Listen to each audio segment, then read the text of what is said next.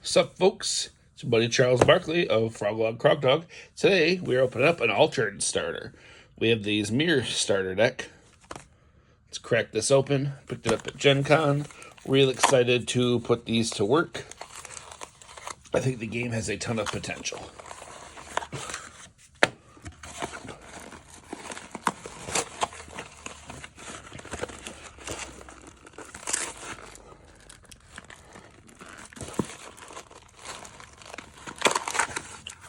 Alright, so inside we've got our deck, tokens, rulebook, playmat.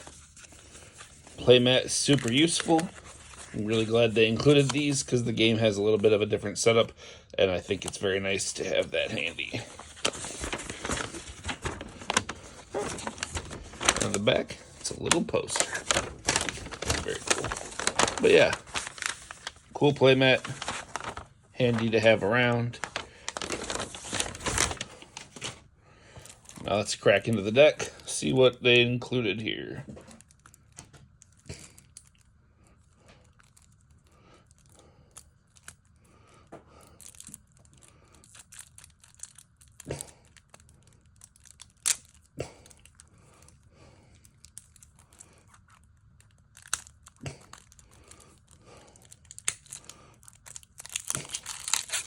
All right.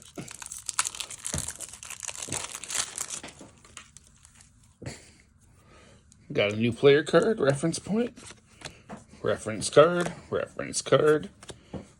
Maw, token companion. Whenever you sack a character, it gains 2 boosts.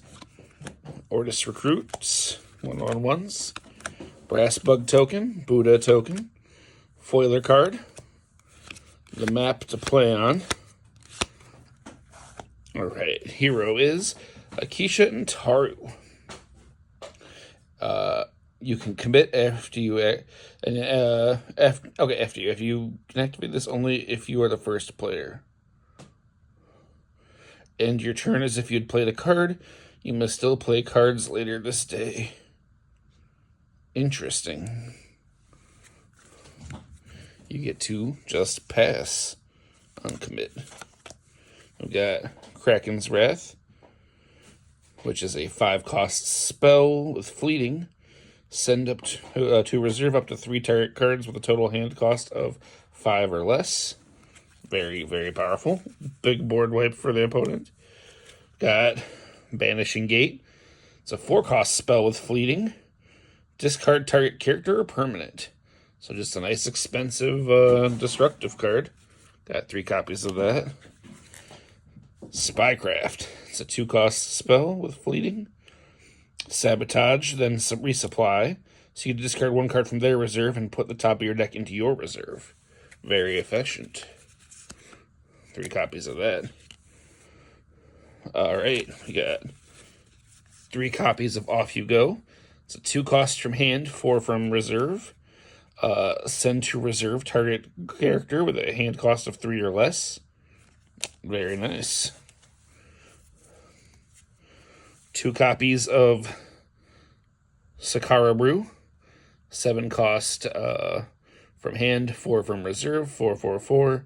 And if played from hand, your opponent's expedition facing mine moves backwards 1 region. Well, that's crazy. Man, that really can swing a game. Set them back an entire wave. Dorothy Gale, 2 copies. 5 from hand, 3 from reserve. From hand, you may send her character to reserve for a 3/2/2. Very nice. 2 copies of Alice. 3 cost, 2/2/4.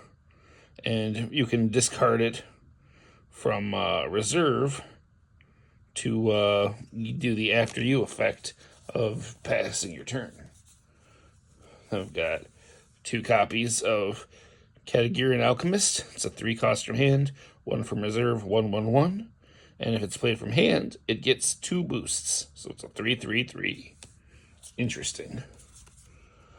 2 copies of Baba Yaga. 3 from hand, 2 from reserve, 2/1/2. And then if played from hand, draw a card. 3 copies of Lady of the Lake, 2-cost character, 1/1/3. 3 copies of Yzmir Stargazer, 2 from hand, 1 from reserve, 1/2/2. Nice and simple. 3 copies of Studious Disciple. So 1-cost character, that's a 0/1/1, and you can discard it from reserve. So the next spell you play this turn costs 1 less. All right. I've got a copy of Beauty Sleep. It is a 1-cost spell with a 3 from reserve. Target character gains a sleep. You ignore its statistics, but it doesn't go to reserve. It loses a sleep. Very cool. Category Alchemist that gets 3 boosts when played from hand instead. A Sakabaru who's a 5/5/5 and can be discarded from reserve to draw a card. Very cool. A Dorothy that gets to send a character from reserve from either side whenever it enters play. Nice. An Alice that's 3/3/4. Can be discarded from reserve.